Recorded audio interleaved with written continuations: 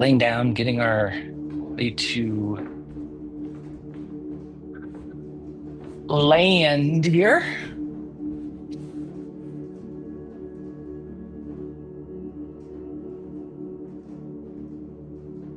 Maybe letting the eyes close.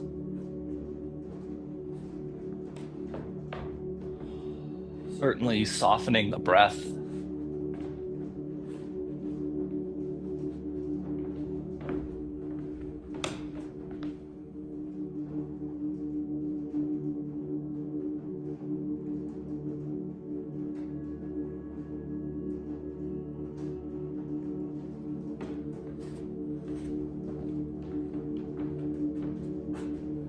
Feeling into the end of each exhale.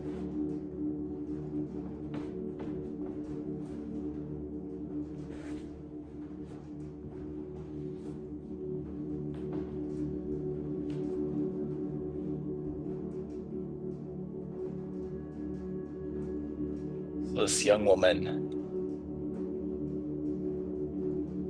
headed to visit her aunt and uncle in this little village she spent some time growing up in.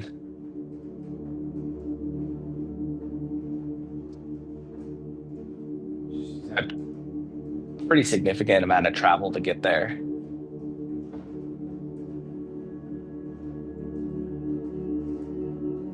Really feeling the end of your respiration cycles on each side.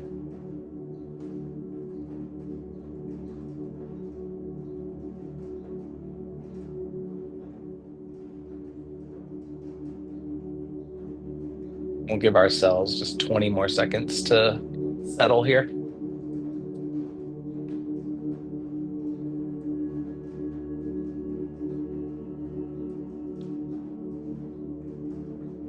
And so she's finally arriving into the village. She's pretty fatigued. Quite a long distance.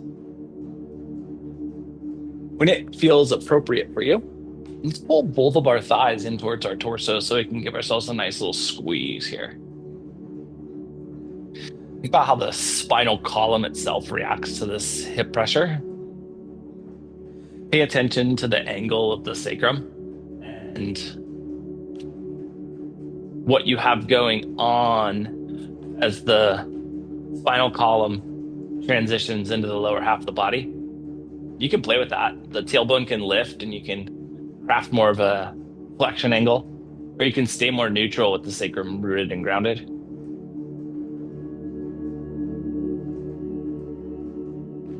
And then let's relax the left leg so that it extends all the way down the mat, and keep your right leg compressed here.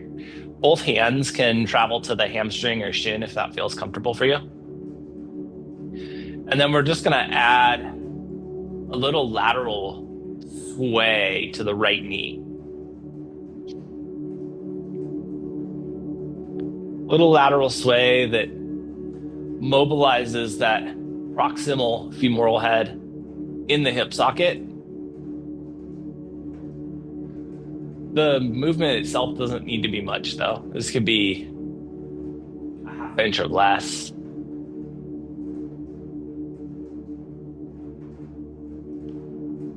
Just trying to feel that femoral head tucked in the hip socket, kind of rocking from side to side in the space that's available to it.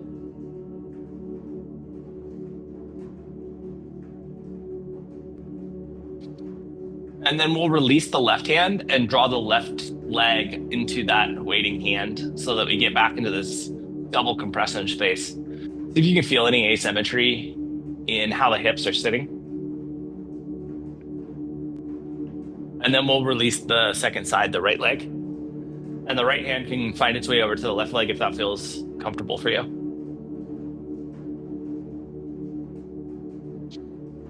And then once again, we're just looking for this little lateral guide of the knee or thigh.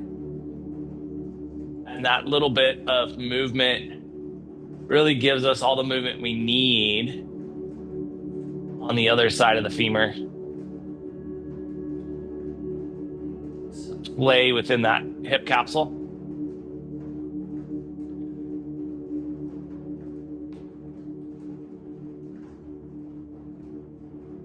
Try to find all of the possible lateral range of that ball and socket.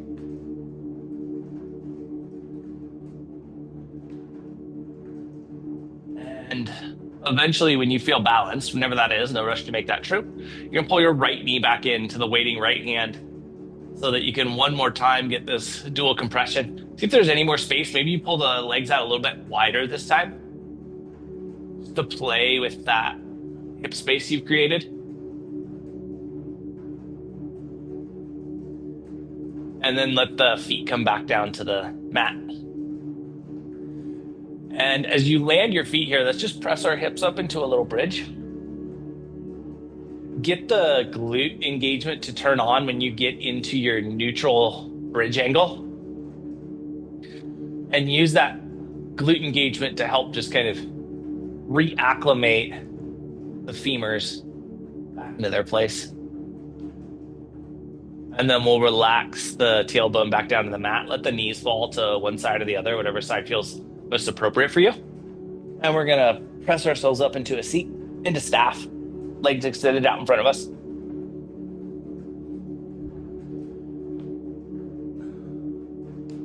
As you craft your staff alignment, think about that anterior hip crease and try to pull that back. Maybe even like a little lower abdominal retraction. And then once you get that little bit of activation, let's take ourselves forward. You may not get as much forward full depth as you're accustomed to with the focus kind of differently arranged. But see if you can continue to find more depth across the anterior hip crease. Kind of the antithesis of the way we generally think of this forward fold, right? This forward fold is very posterior chain heavy. And here we're trying to pull back space on the anterior chain to find more room.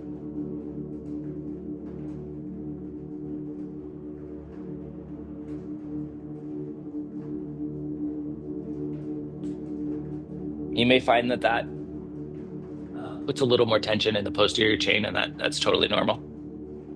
We're going to give ourselves just 20 more seconds here.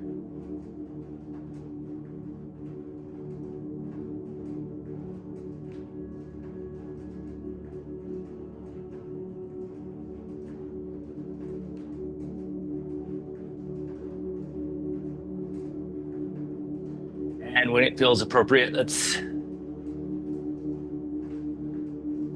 press our way back up into staff. See if you can settle into staff with the torso vertical. If that's not happening, bend the knees until you have the ability to be at ease in the torso. And let's just sweep both arms up and overhead. And then we'll lift our gaze.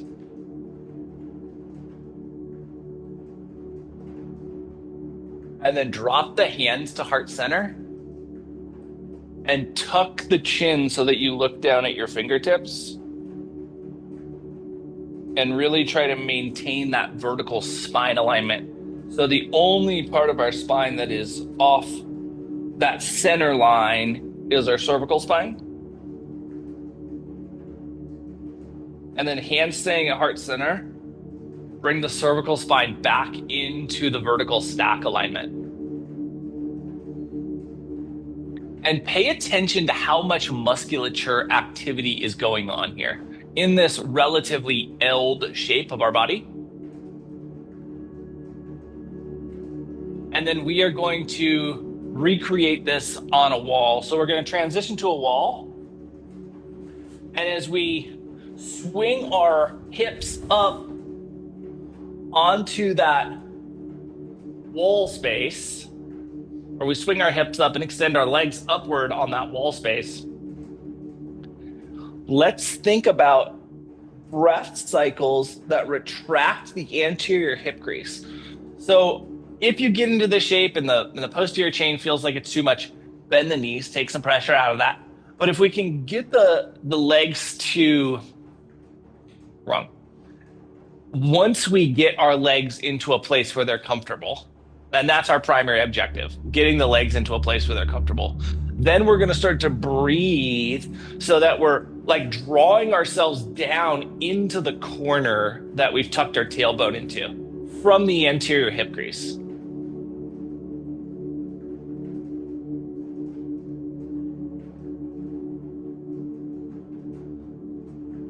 If you rescan the body,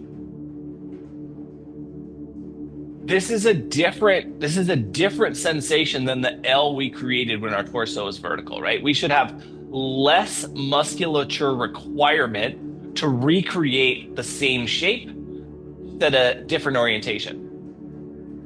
So use that relaxed musculature to find more room within the shape.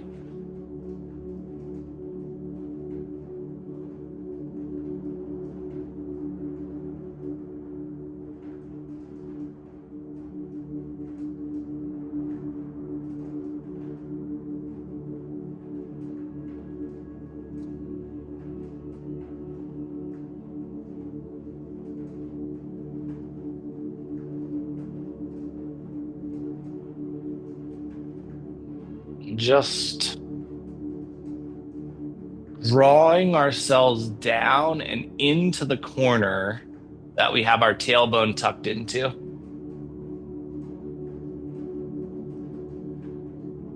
Feeling that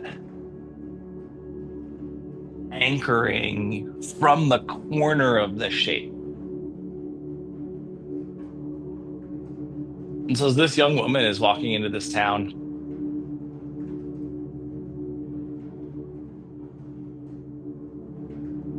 a little level of delirium, she walks by this huge structure is almost the wrong word, but pile is also almost the wrong word. A combination of a structure and a pile of stones.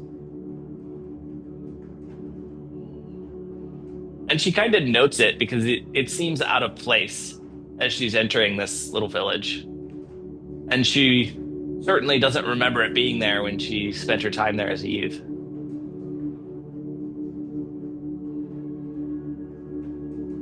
But she's warmly welcomed by her aunt and uncle. And she sleeps like a rock that night.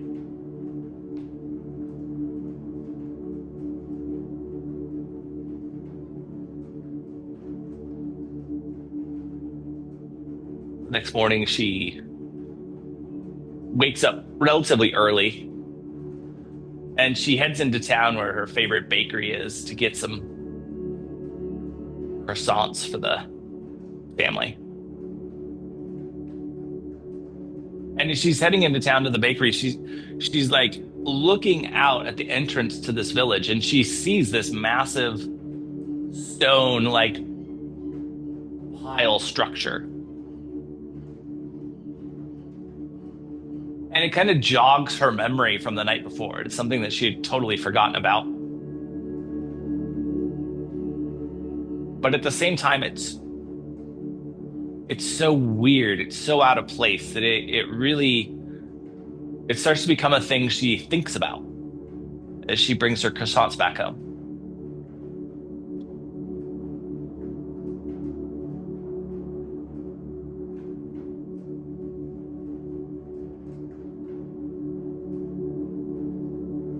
Remember that as you're here, if the sensation becomes too much, you can always bend the knees to take a little bit of pressure off of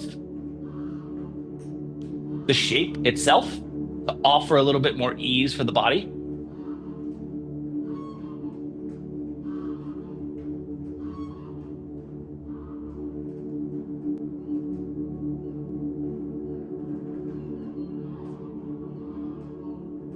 And keep drawing yourself back to that sensation of trying to anchor yourself down into the corner, to draw the anterior hip crease closer and closer to the corner that your tailbone's tucked into.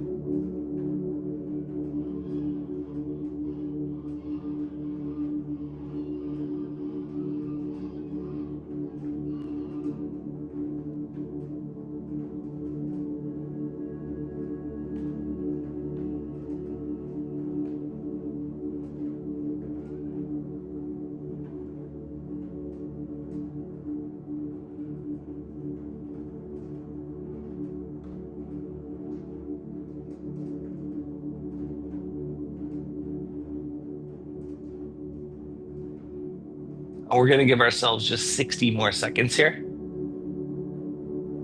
Just feeling our body retract into that corner, anchor to the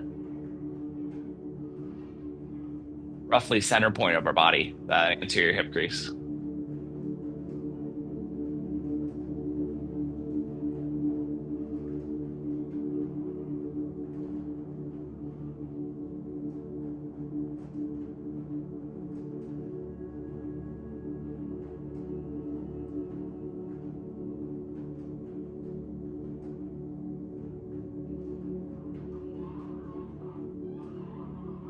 Last 10 seconds here.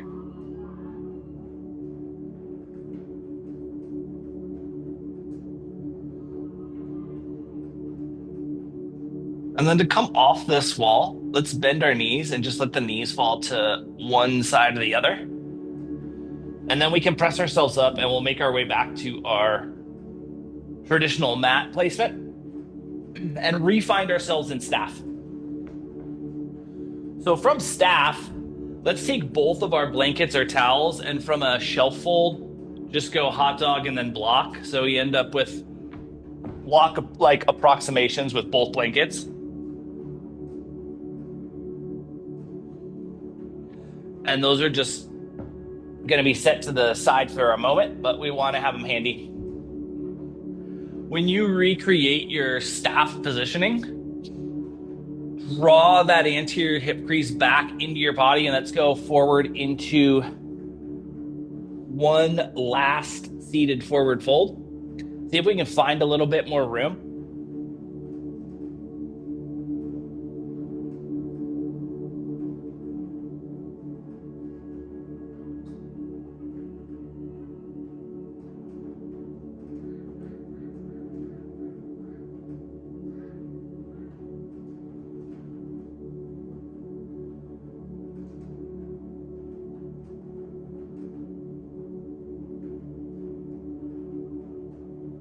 And we'll give ourselves just 60 more seconds here.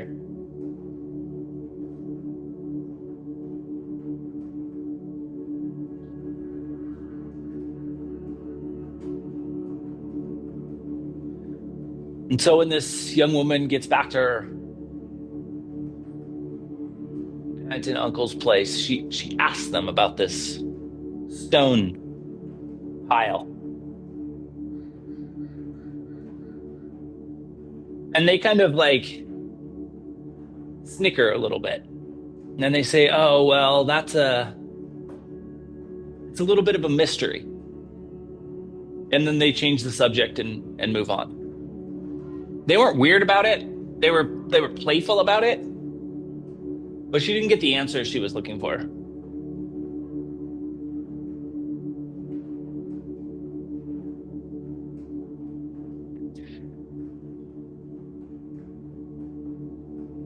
When it feels appropriate, we'll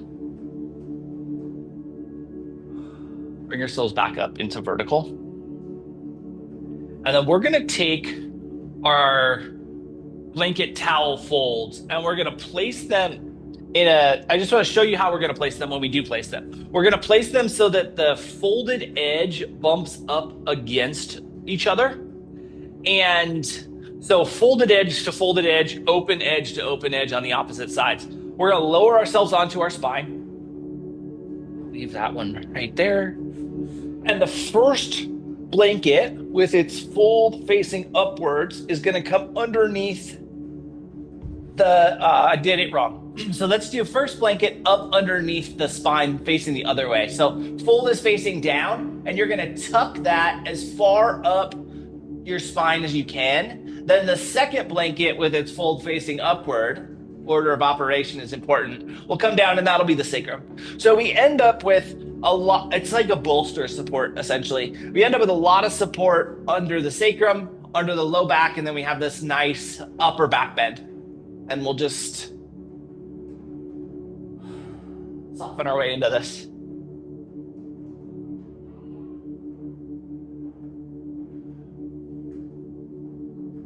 With the way we have our folds, probably the The thing that could go the most awry here is if your weight distribution was not on center.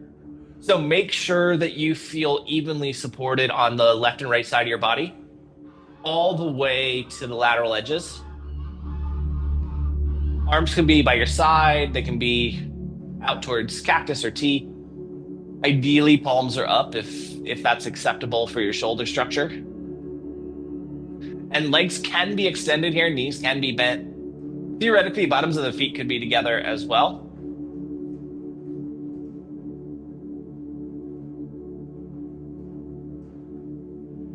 And then try to feel with your exhales the scapula, particularly the bottom shelf of the scapula, getting more and more connected and level with the mat. So that our upper back bend results in a flat, neutral shoulder girdle.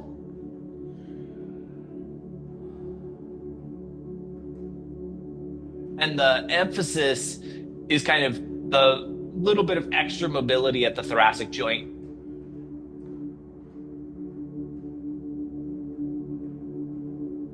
And so for the rest of the day, this young woman just thinks about this weird stone structure. And she decides that she's going to go out the next morning and just kind of take a look at this thing. Try to figure out this jokey mystery that her aunt and uncle had told her about. And so she does. She wakes up, she goes down, and she just kind of starts observing this structure. And it is baffling. It is a collection of thousands of stones. And it's almost like there's spirals, it's almost like there's structure, but at the same time, it's a pile. It's a structured pile of stones.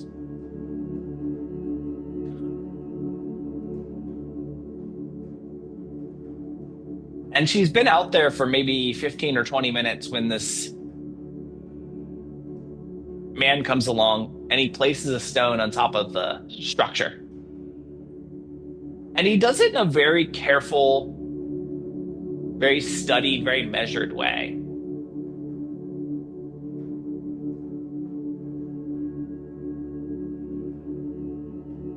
And then he turns around and he walks back into town.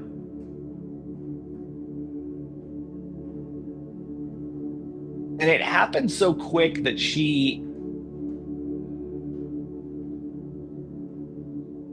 didn't react in time. She didn't have a conversation with this guy the way that she needed to try to figure out what was going on. She was so stunned. She was so baffled. She thought the answer would be revealed in the actions, but she found herself even more confused than she started.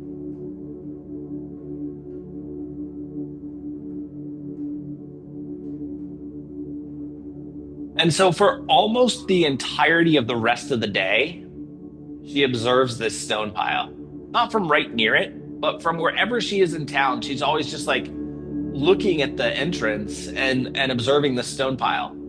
And she never once sees another person put a stone on this pile.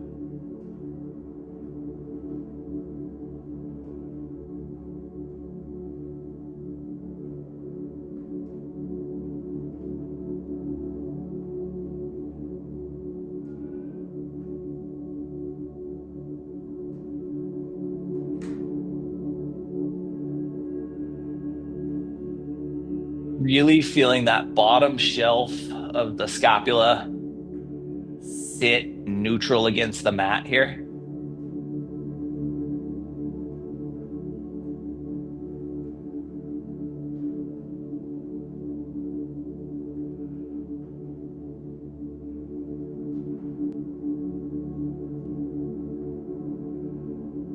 Feeling the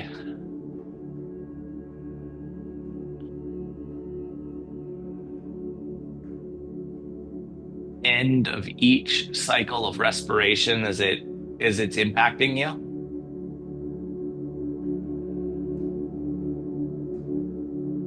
And at the same time, paying attention to how the anchor of the shape, or the elevated anchor of the shape, which is really that sacral structure, is sitting against its propped up placement as well. We want that to be flat and neutral and grounding, even while being elevated.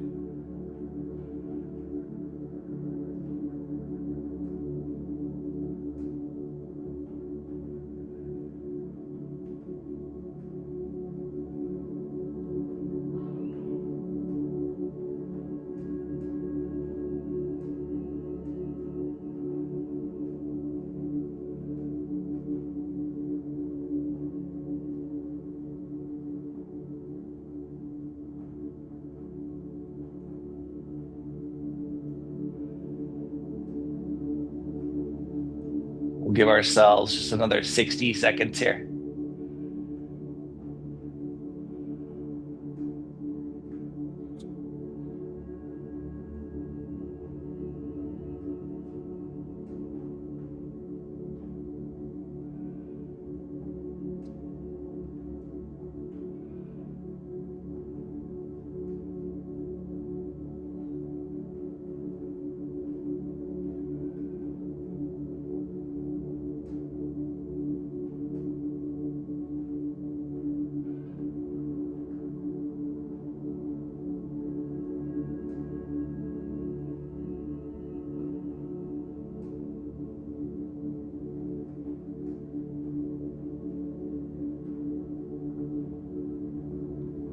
So the next morning, this woman wakes up, she runs down to the stone pile, and she waits to see if that man's going to deliver another stone. When it feels appropriate, let's lift our belt line high enough so that we can pull both props out from underneath us. And we'll release the tailbone back down to the mat, letting that land in our neutrality. And then heel toe the feet out to the width of the mat and let the knees fall in towards one another, so that the sacrum and the low back can be as relaxed and as at ease as is possible.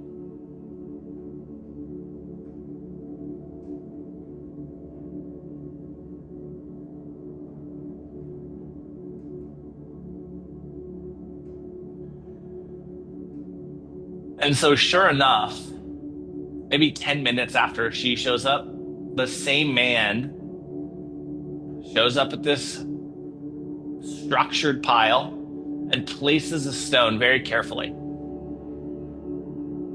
And she runs up to him in a way that really is a little bit scary for the guy. He kind of backs up and he's like, whoa. She says, why are you putting that stone there? He pauses for a moment. And then he says, well, that one's because I'm tired. And he turns to walk away. And she reaches out, grabs him by the shoulder and spins him around. And he's just partly terrified, partly bewildered. And he again freezes. And she's like, you carried a stone here because you're tired? What does that mean? He says, yes, I carry a stone here every day, always for different reasons. Well, not always different reasons, but different reasons each day, accurate reasons. And then he turns to walk away again.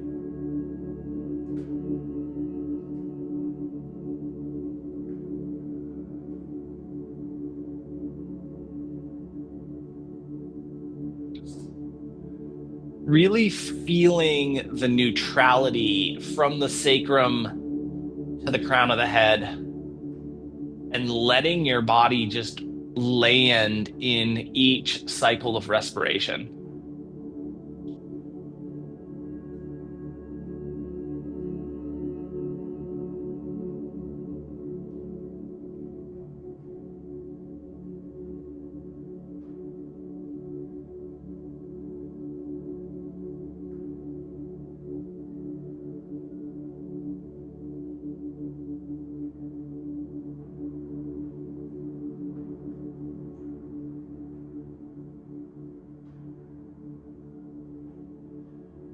And so she thinks about reaching out and grabbing him again, but she's kind of picked up on the fact that she's been a little bit aggressive in trying to solve this mystery. And so she lets this man walk back into town.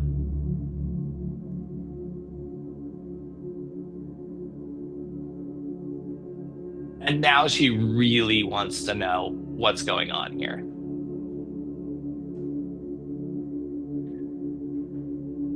She goes back and she talks to her aunt and uncle, and she said, okay, what's the deal with the rock pile?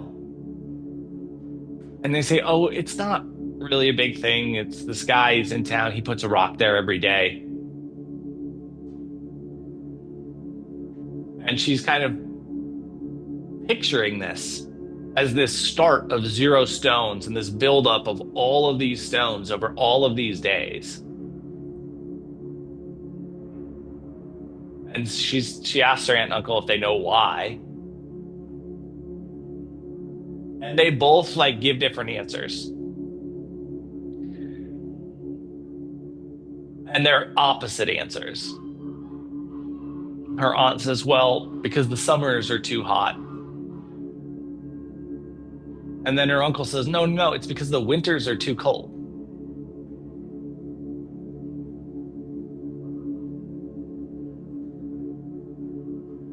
And those two kind of get into this little conversation about who's right and who's wrong.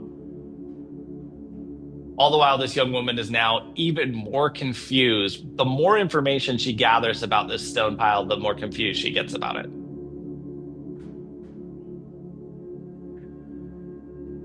Last about 45 seconds here.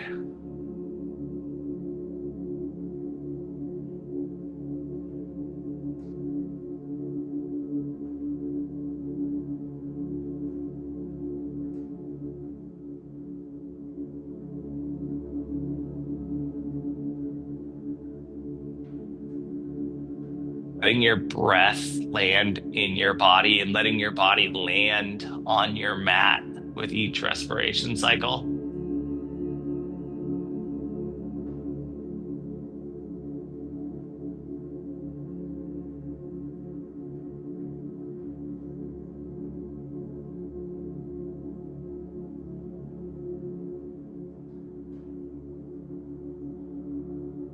And when it feels appropriate for you, let's bring our knees back out to the width of the mat, and then we'll walk the knees and ankles back in line with our hips. When you recreate this alignment, let's pull the thighs back in towards the torso like we started practice.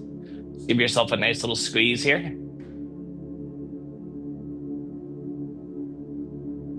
And then we'll release the feet back down to the mat. The feet come down to the mat.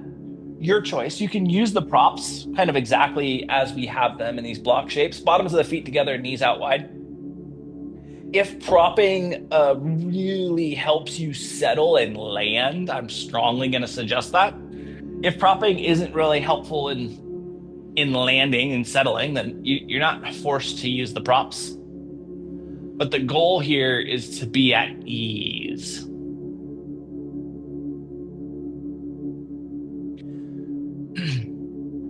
That being said, we've done some focused, intentional work on the anterior hip crease. The abductor musculature hasn't really been warmed up for that extra space. So if you get here and the knees fall out wide and it feels like it's too much for the abductor musculature, please prop so that you feel supported.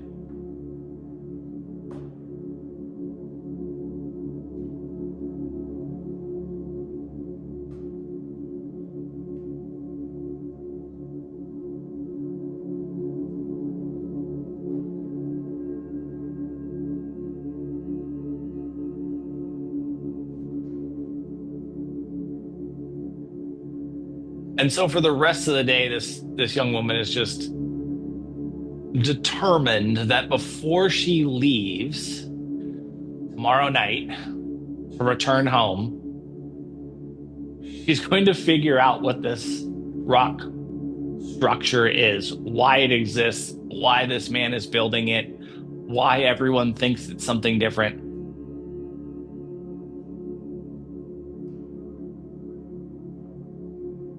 And so she wakes up extra early. She goes down to the bakery. She buys two croissants. She gets two coffees. And she heads to the rock pile and she waits.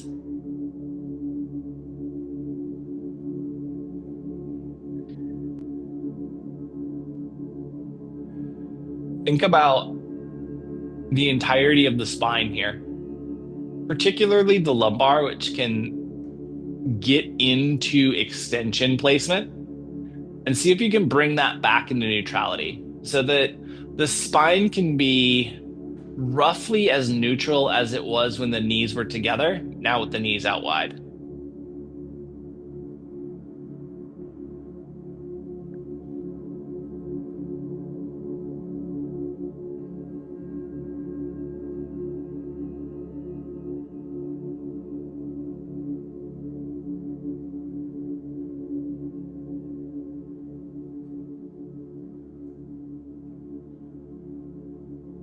So after some time, the man with the stone shows up.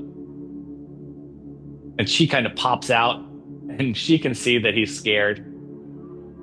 And she immediately apologizes for her actions yesterday. Says, I'm sorry. I did not mean to scare you. I did not mean to spin you around like that. I was just so excited to learn about what you're creating here. And she says, here, I got you a coffee. I got you a croissant. I'd love to just talk to you about what you've done here.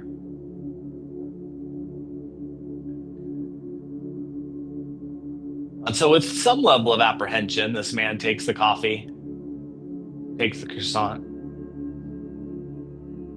and says, well, I kind of told you everything. What do you need to know? She looks at the stone in his hand and she says, is that because you're tired?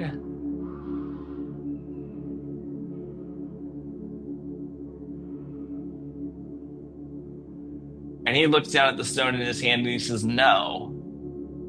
Tired was yesterday. This is because I'm too busy.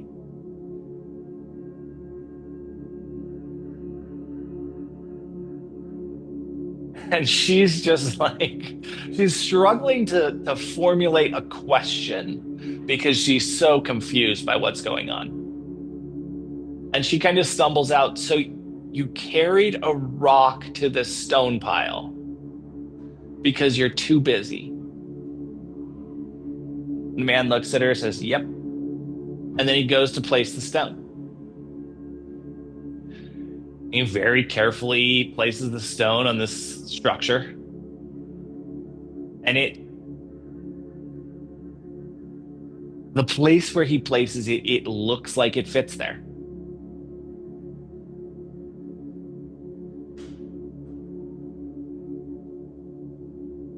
And she just blurts out, why?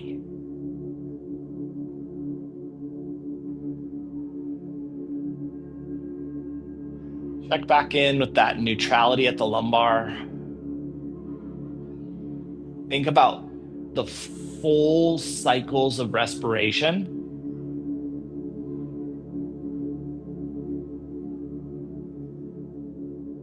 How the spine sits throughout the full cycles.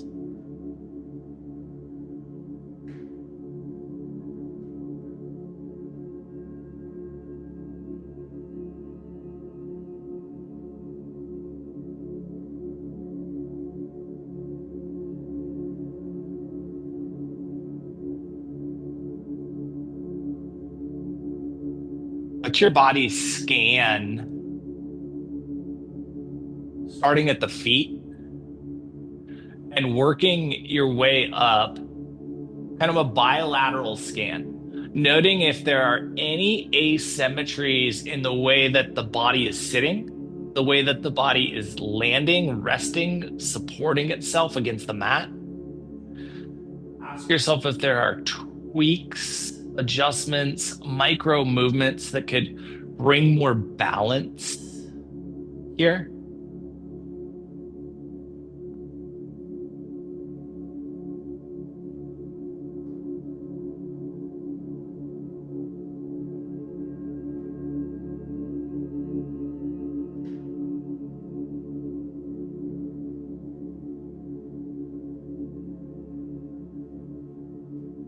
Give ourselves about 90 more seconds here. Just noting our balance.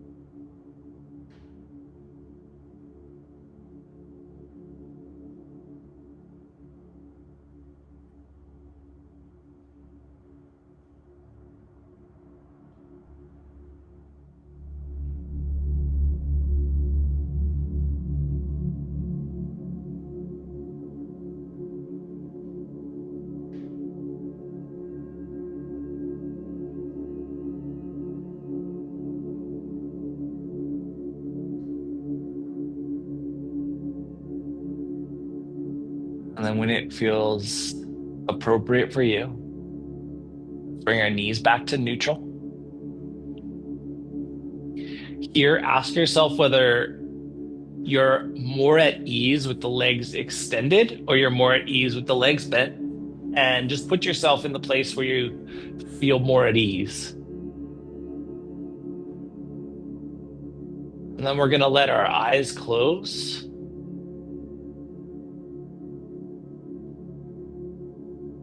And we're going to work on expanding breath. So we'll do this together, but we'll all likely end up in different places. We're going to start by just syncing our breath, and then we'll start with a 5 count in and a 5 count out. And then we'll expand that to a 6 count in and a 6 count out. Eventually, there'll be a point where it feels like it's too much. Just back to the previous number. So if we get to 5 and it feels like too much, reduce to 4. If we get to 6 and it feels like too much, reduce to 5. So eyes closed. Let's all take an inhale breath in and an exhale breath out. And an inhale breath in and an exhale breath out. Feel your body land. And then let's start with an inhale of a 5 count. So we're inhaling for 1, 2, 3, 4, 5, and exhaling for the same. 1, 2, 3, 4, 5. Inhale for a 6 count. 1, 2, 3, 4, 5, 6. Exhale for a 6 count. 1, 2, 3, 4, 5, 6. We'll inhale for a 7 count on your own.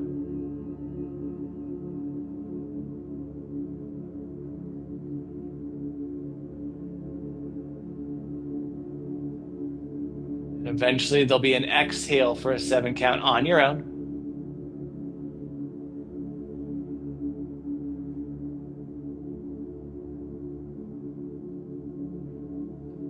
And now either dial up or dial down, depending on where you are in your respiration. If 7 felt like too much, we dial back.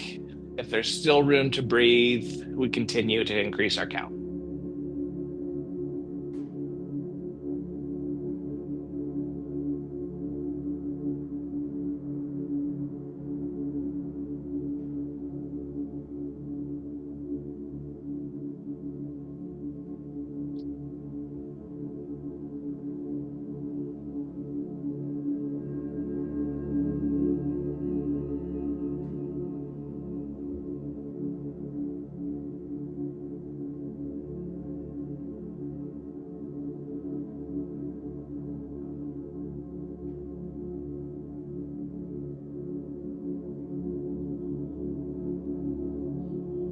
Do 2 more full cycles.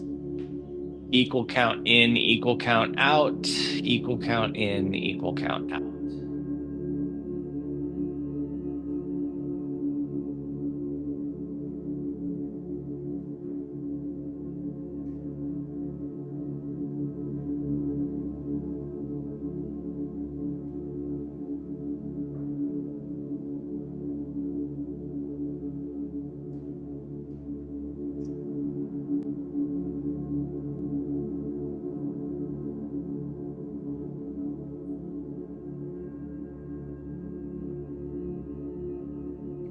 Relax your respiration at the end of those cycles. Relax your body into that release of respiration.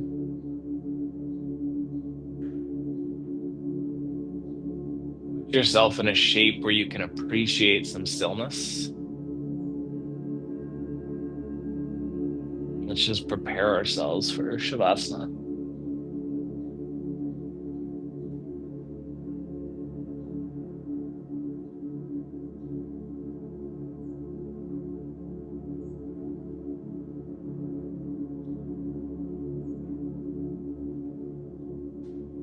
And so after this woman asks why, man looks back at her and says, kind of like, obviously, they're reminders.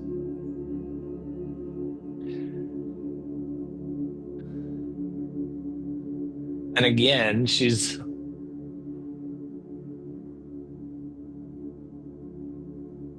so confused she can't formulate a question.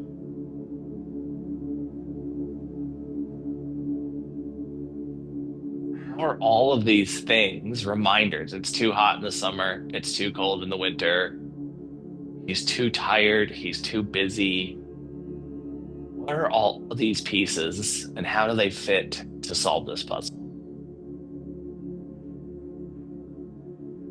Drifting into your version of stillness here.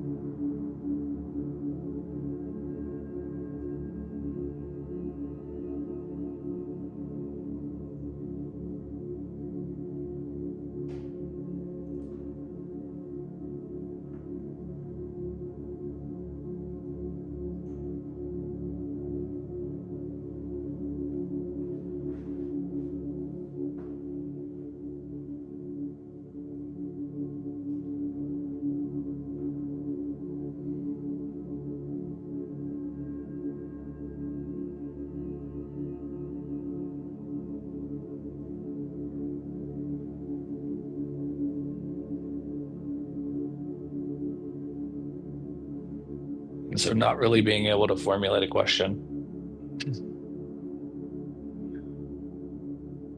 She just says, what? And kind of annoyed. This man is like, I told you, they're reminders. I bring a reminder here every day. And if I ever try to leave, I walk past this pile and I see every one of my reminders. And then he starts pointing at each individual rock and listing off what is a reminder of. And sure enough, he points to the one that the winters are too cold, points to the one where the summers are too hot. He goes through all of these reasons why he can't leave this little village. And this woman kind of just sits there. The puzzle has been illuminated. It's gone. Something else has replaced it. She just says, oh, thank you, and then walks back into town. Let's start to bring some movement to our fingers and our toes.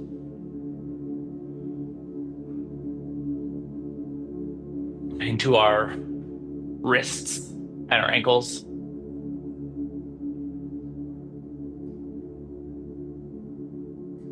Elbows, knees, shoulders, hips. Feel that hip space. Eventually, the whole body can move. We utilize that movement to transition our way into a seat. In this seated space, spine gets tall, breath fluid, eyes closed. Let your hands come together, heart center.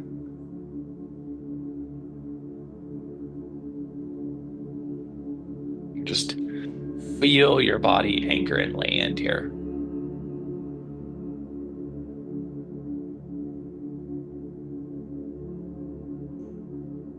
You can feel the delicateness of the breath here.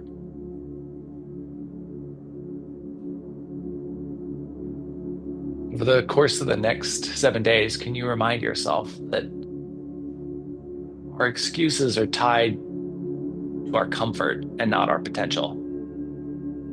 And see how that impacts your experience. Thank you so much for being a part of this morning's practice and for being you. Namaste.